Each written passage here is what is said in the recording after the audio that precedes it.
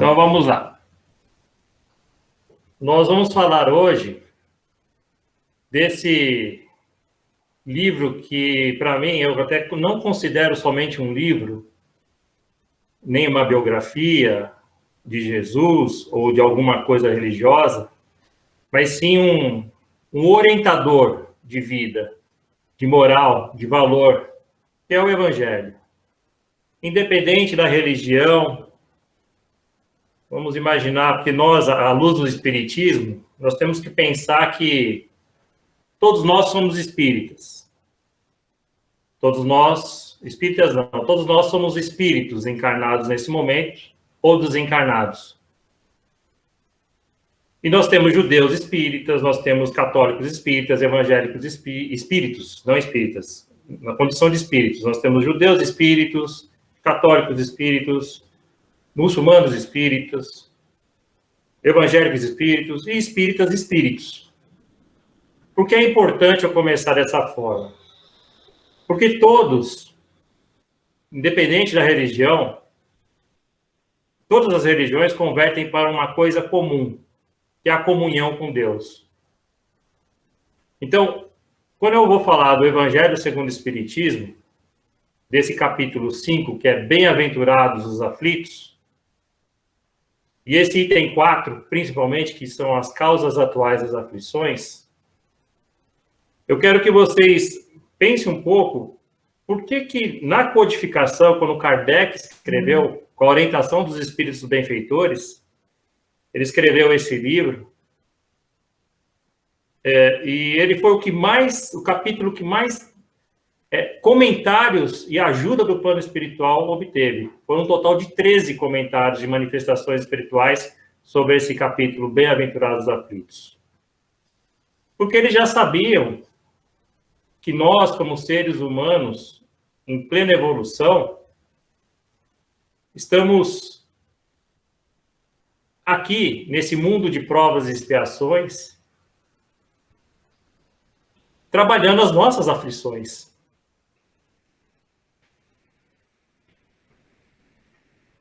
E eu vou aqui mostrar para vocês que consta lá, eu peguei uma parte como destaque do que consta no nosso Evangelho, e vou pedir a permissão para ler esse trecho para nós falarmos um pouco sobre ele. As vicissitudes da vida têm duas fontes: causa na vida presente e outras fora dela. Então, esse capítulo do Evangelho, ele fala disso, todinho ele. Só que eu vou me atentar hoje na vida presente. Que nós sabemos que tudo que acontece conosco é uma soma do que aconteceu nas vidas passadas, mais o que nós estamos atuando nessa vida atual, na forma de agir, na forma de pensar, na forma de olhar as coisas. Remontando a fonte dos males terrenos, reconhece-se que muitos são a consequência natural do caráter e da conduta daqueles que o sofrem. E aí reforça um pouquinho o que eu estou falando. Quando eu falo de valores que o Evangelho nos traz, de moral que ele nos traz, da orientação que Cristo nos deixou, que Jesus Cristo nos deixou como norte a seguir, começam a levar, e eu falo por mim, é aquilo que eu já aprendi uma vez até com o Jean, que quando eu falo para vocês é porque eu estou falando duas vezes para mim. Né? Eu falando para vocês, eu estou aprendendo mais ainda. Então, olhando para mim, me leva a refletir o quanto está o meu caráter hoje, o quanto está a minha conduta hoje, nesse mundo de processo pandêmico, nesse mundo de caos, vamos dizer assim, de uma forma metafórica.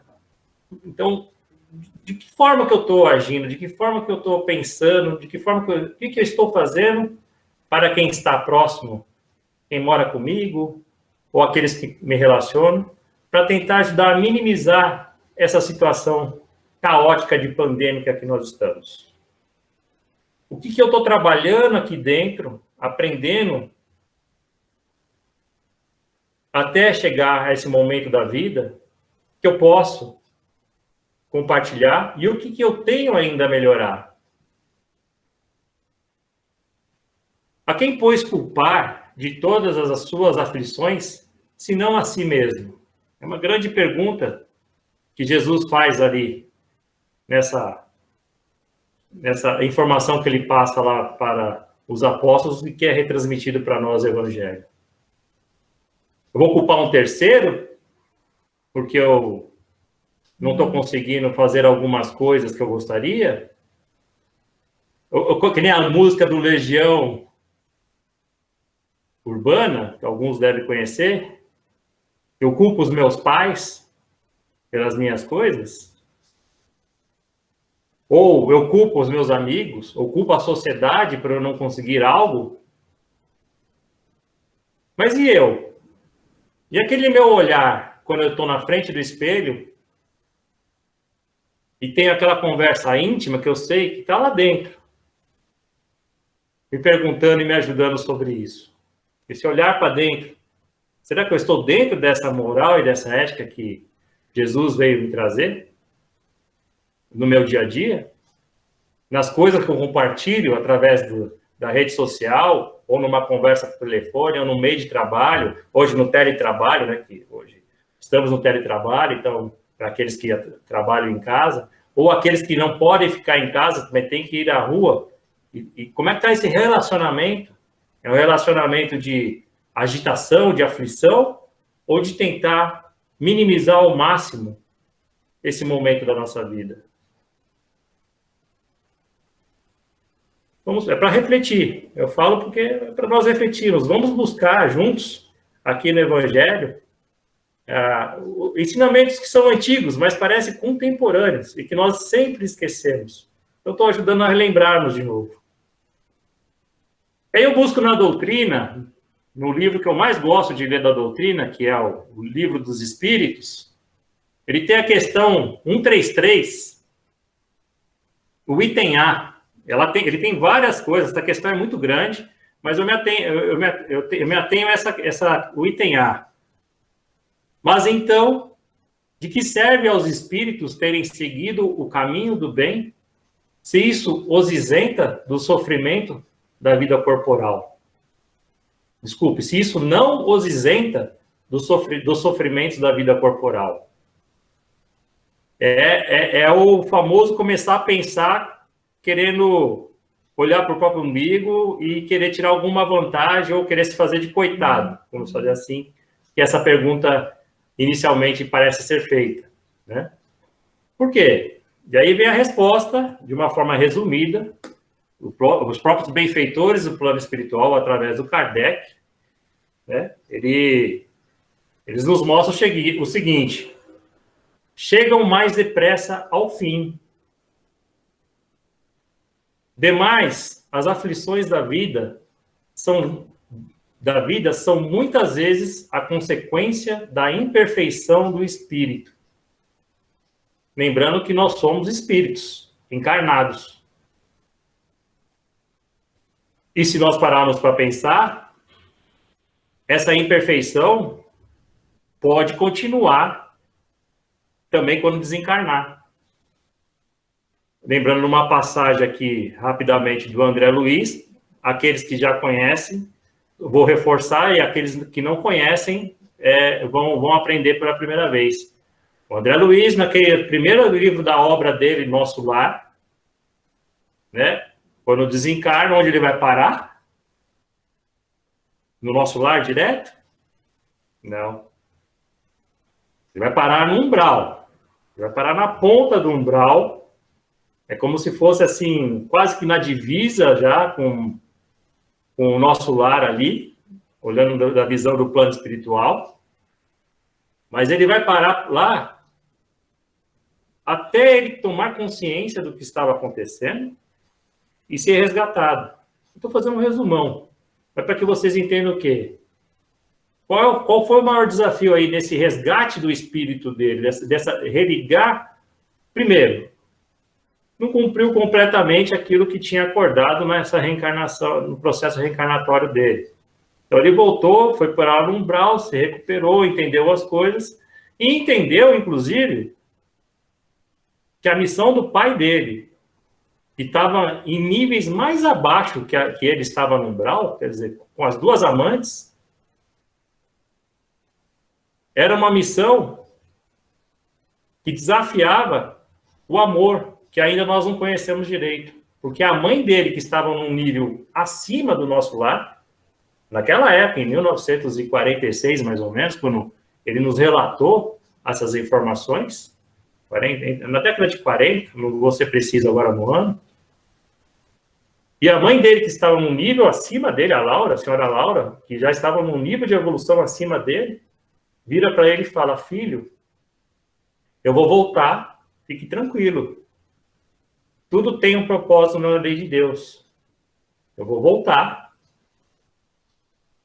vou reencarnar, seu pai também, nós vamos casar, e nós vamos ter 2 filhas, que seriam as amantes que estavam com ele no umbral nesse momento. Para quê? Para que houvesse esse resgate. E aí imagina qual é o desespero desse pai que na encarnação passada aquelas futuras filhas eram amantes, quando elas agora como filhas forem casar. E esse pai vai ficar ali perdido, nervoso. Então é tudo, todo esse exemplo pequeno é para vocês verem como as coisas funcionam. O próprio André Luiz relata nessa passagem pequena e como as coisas são perfeitas. As coisas e outras mais. Eu deixo esse exemplo. Então, por isso aqui, a imperfeição do espírito. Porque todos nós, encarnados ou desencarnados, estamos num processo ainda de evolução. E aquele que não é invejoso, nem ciumento, nem avaro, nem ambicioso, não sofrerá as torturas que se originam desses defeitos. É fácil isso?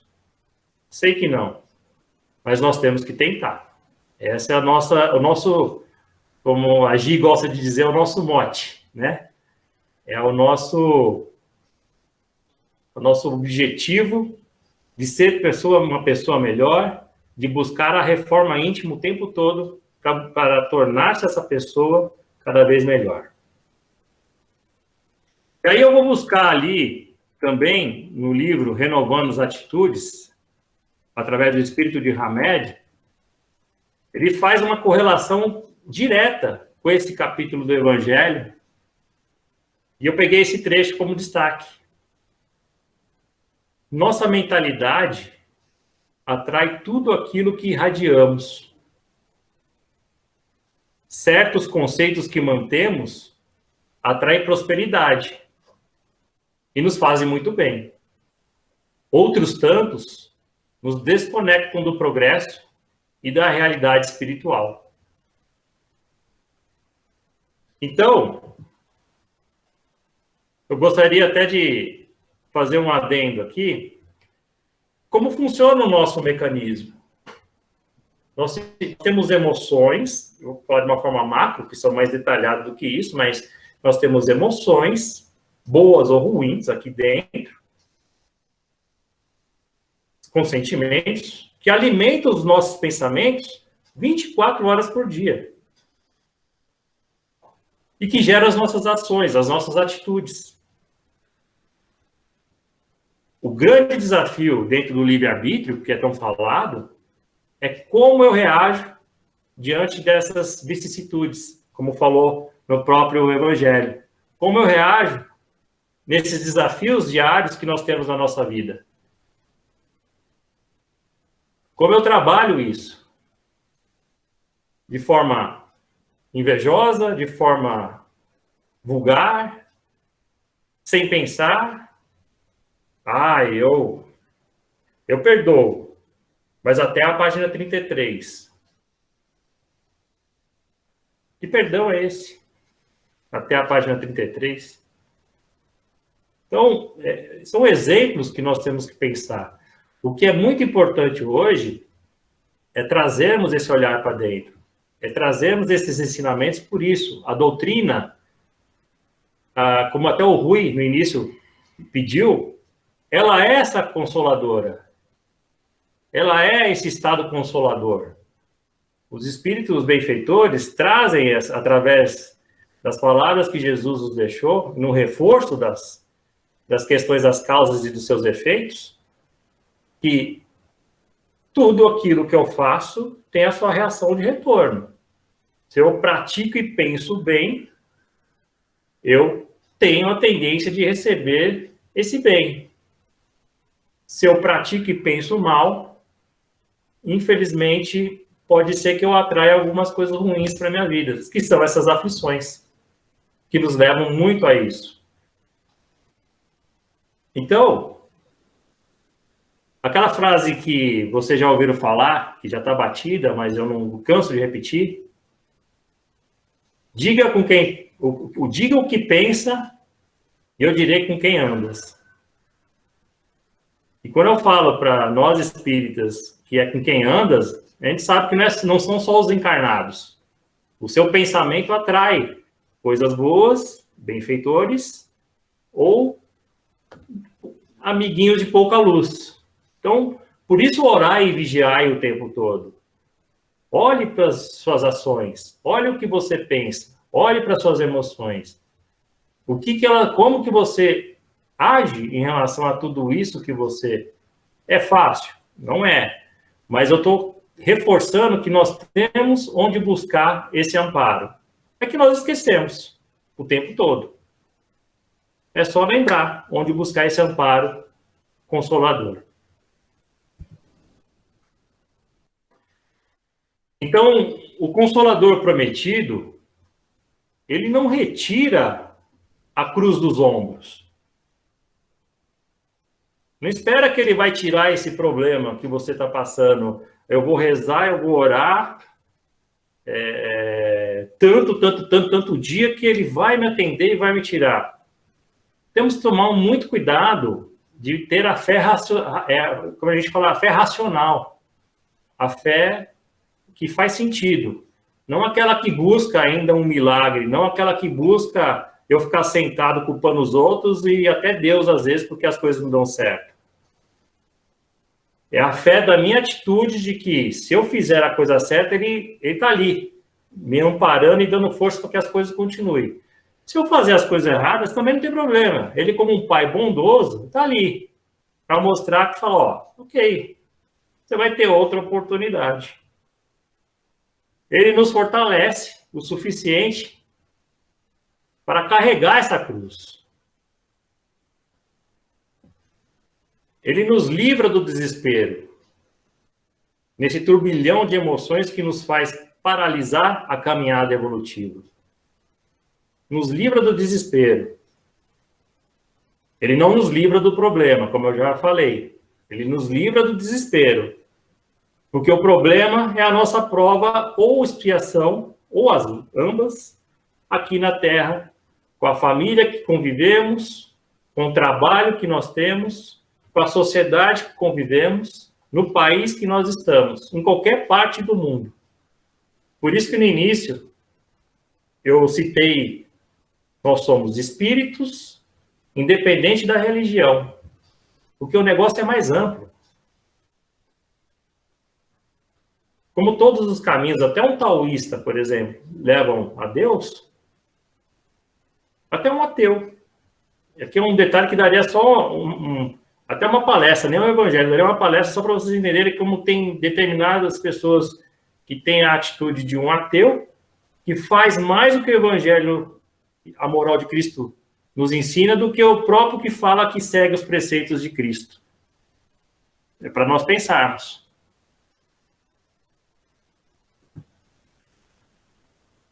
Um chamado para a resistência moral e resiliência espiritual. O Evangelho é isso também. E esse capítulo, ele nos traz isso. Por que aflições? Porque o contrário dessas aflições é o buscar essa resistência moral. E onde está essa resistência moral? Nos ensinamentos de Cristo. Nos ensinamentos que eu entendo, coloco na minha cabeça, ele está lá trabalhando, e aí eu coloco em ação, em relação a mim mesmo, porque aquele Antes de fazer para o próximo, a primeira coisa que eles nos pedem, os benfeitores, e Deus principalmente, que através deles nos comunicou, ama a ti mesmo. Porque se eu não consigo amar a mim mesmo, eu não consigo amar o próximo. E esse é o amor verdadeiro. Como é que eu posso amar o meu próximo? Como é que eu posso fazer o bem para o meu próximo?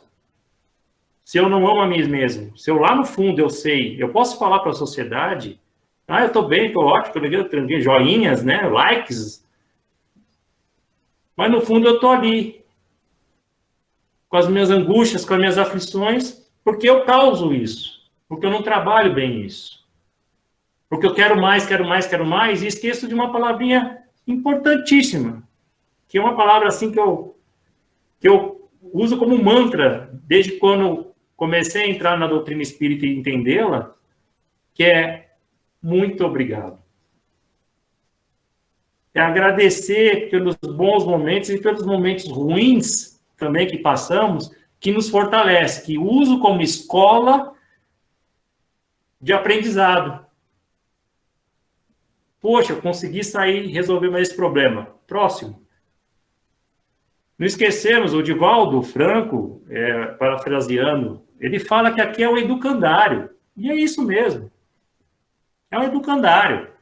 A Terra, aqui, esse orbe que nós estamos, nesse momento, e todos os espíritos como encarnam, porque isso aqui dá um outro tema depois, esse planeta, nesse momento, é um educandário, como outros que existem. E quem não aproveita esse momento de recuperação, ou de lição, ou que nós chamamos de DP, que estamos aqui, como é que voltamos para lá depois, que é para onde nós realmente vivemos, é a nossa pátria verdadeira, com a cabeça abaixo, aí, fazendo um checklist, esse eu fiz, esse eu não fiz, putz, isso aqui eu fui preguiçoso, eu agi mal, eu pensei mal, não soube perdoar, e assim por diante. E não importa se o outro não me perdoa, se o outro não vai com a minha cara, se o outro acha que é meu inimigo, o importante é o quanto eu reajo em relação a isso. Se eu emano amor, me protejo. Se eu emano amor, me fortaleço. E aí vem o item mais importante, que é o que chamam, que é a comunhão com Deus. É um processo sutil. É o equilíbrio. Esse equilíbrio que todos buscam, que várias linhas de curso de meditação, curso de zen, não estou desmerecendo. Mas esse equilíbrio que eu falo, é um equilíbrio sublime. É um equilíbrio que nós ainda não conseguimos encontrar. É um equilíbrio que é um equilíbrio total em comunhão com Deus. Imagina uma régua, né? E você tem ali comunhão com Deus e problemas mil. Então, quanto mais eu estiver próximo dessa comunhão com Deus, essa minha régua, mais equilíbrio, mais fortalecido eu fico. Quanto mais eu me afastar das leis divinas, quanto mais distante eu estiver, eu fico mais próximo dos problemas, das coisas ruins, dos pensamentos que denigrem. Então, é para nós pensarmos. Vamos lá, vamos seguir. E aí, no livro Religião dos Espíritos, o nosso amigo Emmanuel, no item 10, ele fala assim: examina a sua própria aflição. Examina a sua própria aflição. Olha agora. O que te aflige nesse momento? O que vem te afligindo durante todos esses anos? Você vai alimentar isso ainda até quando? Até a próxima encarnação? Ah, porque agora não tem mais como resolver. Mas começa pelo menos a resolver. Para um pouco e pensa agora nas aflições que invadem o seu coração e o das pessoas amadas que você convive. Dentro de todas as aflições, que são várias, eu até destaquei essa que ele fala lá, que é a indisciplina. ela leva para a desordem e o caos. Por isso que nós estamos com esse volume de notícias na TV, que falam mais de coisas ruins. Não vou só falar do coronavírus, de outras notícias também que aparecem, vêm aparecendo na TV antes do coronavírus. Né? Aqueles que a gente brinca, os antigos gostam de falar que é aquele jornal sangrento, que você vira assim, sai qualquer coisa, escorre sangue. Com a TV, com o nosso Twitter, com o nosso Instagram acontecendo, com o nosso WhatsApp acontecendo a mesma coisa. Se você olhar hoje em dia as mensagens que trocamos entre nós relacionais, não são de bom dia, boa tarde, ou fique bem, ou sucesso naquilo, aí como é que você está, eu desejo o melhor dia para você. Não, são só coisas ou de denegrindo ou de gozação, tirando sarro um do outro. Não estou dizendo que isso existe certo ou errado, não é. Mas é para sempre olharmos. Isso está de acordo com o que Jesus e Deus, na sua lei divina, nos ensina e nos ensinou? E aí entra aquilo que eu já até citei para vocês, a fé raciocinada e a disciplina dos pensamentos em comunhão com Deus traz o equilíbrio. Porque enquanto eu ficar pensando, raciocinando, poxa, tem desemprego a mil nesse país e está todo mundo ruim, vai todo mundo se ferrar, vai todo mundo... É um exemplo que eu estou dando, né? Me permitam essa forma de falar chula, mas só para vocês entenderem e mudar isso. O que eu posso fazer para ajudar a gerar trabalho, para ajudar a gerar emprego, para ajudar a gerar alguma coisa nova para essa comunidade? Mesmo que eu seja pequeno, não preciso ser grande. Pequeno que eu falo na questão financeira, a gente vê tantos projetos, tantas coisas acontecendo, exatamente onde não tem muito recurso, porque onde tem muito recurso, exatamente há muito desvio de verba. Não estou generalizando, mas a gente sabe que tem a maioria. Então, e cada um vai responder pelo que faz. Então, por isso que eu não estou aqui rotulando. Eu acredito que nós temos que seguir no caminho do bem, na comunhão com Deus, nessa disciplina de olhar como é que eu reajo no meu dia a dia dentro de casa, com meu pai, com a minha mãe, com meus filhos, com meu marido, com a minha esposa, com meus avós, com quem tem ainda, com meus tios, com meu vizinho, com quem eu trabalho, com a sociedade, no trânsito, na rua, no shopping, onde estiver. No teletrabalho, hoje, é uma nova forma de relacionar. Como é que eu interajo? Eu falo de uma forma amorosa, suave, ou é uma forma agressiva, de querer me defender só das coisas? É para nós pensarmos. E aí vem essa frase que eu acho o máximo, que Chico sempre, com Emmanuel, recebia de informação: isso também passa. Todo esse caos, todos esses problemas que cada um de nós temos, isso também passa. E um detalhe, várias fontes vieram desse isso também passa, mas a que eu acho, a passagem que eu acredito ser, do meu ponto de vista, mais importante, assim, e chama muita atenção, até por aqueles que já me conhecem de longa data, sabe que eu tenho esse apreço por Nossa Senhora a Maria, Mãe de Jesus. Quando numa das aflições tremendas que o Chico estava passando com a família dele, porque o irmão havia desencarnado, e esse irmão era casado com a cunhada dele, que tinha um problema já de deficiência mental, não sei se era dupla personalidade, não vem ao caso, mas ela chegou a ser até hospitalizada no hospital psiquiátrico lá da região de Uberaba depois, que ele faleceu, o irmão dele. E aí eles tinham um sobrinho do Chico, que era uma pessoa com um problema, vamos dizer assim, de pensamento e de mobilidade, né? É uma pessoa com deficiência. E sobrou para o Chico criar esse sobrinho. Porque a mãe já não tinha mais condições e o irmão havia falecido. E aí, numa dessas, ele virou para o Emmanuel e falou: olha, de novo, ganho pouco, eu atendo já todo mundo aqui, parece que as coisas não andam. Então, eu estou falando essa história do Chico para vocês pararem para pensar que não acontece só com você. Acontece com todo mundo. E o Chico, qual foi a resposta que ele teve?